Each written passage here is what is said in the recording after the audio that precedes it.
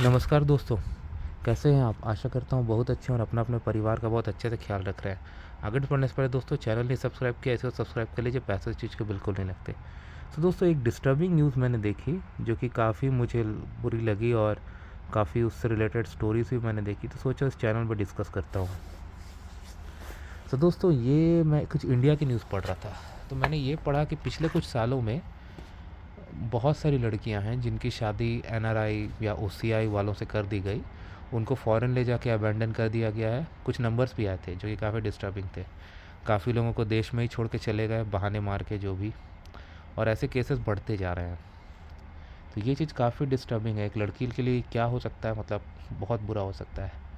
तो हमें इनकी गहरता तक जाना होगा। और मैं कुछ चीज़ें बताऊँगा क्योंकि मैं बाहर रह रहा हूँ कई सालों से। हो गए मेरे, अब तो बहुत साल हो गए, 10 साल से ज़्यादा हो चुके हैं मेरे।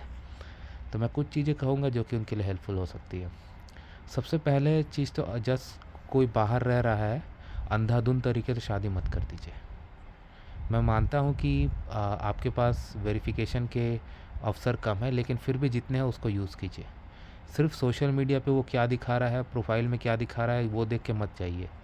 उसके परिवार की पूरी छानबीन कीजिए, उस लड़के की जितनी छानबीन हो सके, क्योंकि अगर वो इंडिया से गया है तो ऑब्वियसली वहाँ पे सिग्निफिकेंट टाइम वो बिताया है। तो वहाँ पर जितनी उसकी जानकारी है आप निकालिए अवाइए। ज़रूरत पड़ी तो थर्ड पार्टी डिटेक्टिव एजेंसी की भी सहायता लीजिए और पता कीजिए कि भाई क्या है क्या नहीं है, क्या इसने कुछ लफड़ा किया है पहले, नहीं, सब पता कर लीजिए।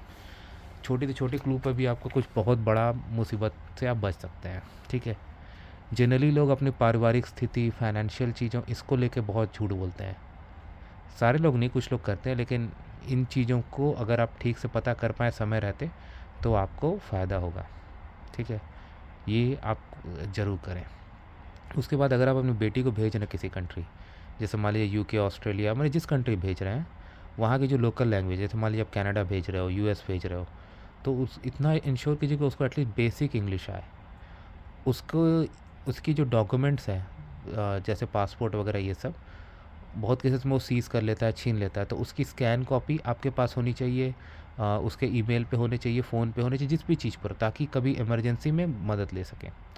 फिर वो जिस सिटी में भी जा रही है, वहाँ के जो लोकल, एज लॉन्ग एज वो इंडियन नेशनल है और अपनी सिटीजनशिप को रिवोक नहीं किया है, वो वहाँ की जो एम्बेसी है, इंडियन एम्बेसी है, मिशन है, वो लोग उसकी पूरी सहायता करेंगे। तो उन उनके पास वहाँ का फ़ोन नंबर, वहाँ का इमरजेंसी लाइन नंबर, ये सब होना चाहिए। और ये उसको याद होना चाहिए, एड्रेस, ये सब उसको याद होना चाहिए, ताकि किसी भी इमरजेंसी में जाए। उसके पास कुछ सेपरेट फंड्स होने चाहिए जिसका एक्सेस सिर्फ उसी के पास हो, जिसको कि वो in case of extreme emergency में यूज़ कर सके। और आप रेगुलर, भले डिफरेंट टाइम जोन में है, बात करते रहिए अपनी बेटी से, ताकि अगर उसकी ज़िंदगी में कुछ चल रहा है, जो कि बातचीत करने से होता है ना, बहुत सारे प्रॉब्लम सॉल्व सिर्फ बात करने से हो जाती है, तो वो भी आप कर लीजिए। ये सब करते करते शायद बहुत सारी प्रॉब्लम्स हो जाए, सॉल्व हो जाए। मैं नहीं चाहता किसी की ज़िंदगी में ज़रा भी दुख आए, सब कोई हंसी खुशी अच्छे रहे, सेहतमंद रहे।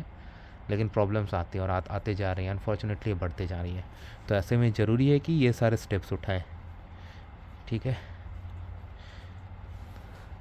ताकि सही समय पर सही सहायता, सही मदद मिलते रही। मैं लिंक भी डिस्क्रिप्शन में डाल दे रहा हूँ, आप मुझे बताइए मैंने सही कहा या गलत। वीडियो देखने धन्यवाद। चैनल को प्लीज़ सब्सक्राइब करके आगे जाना है। Thank you.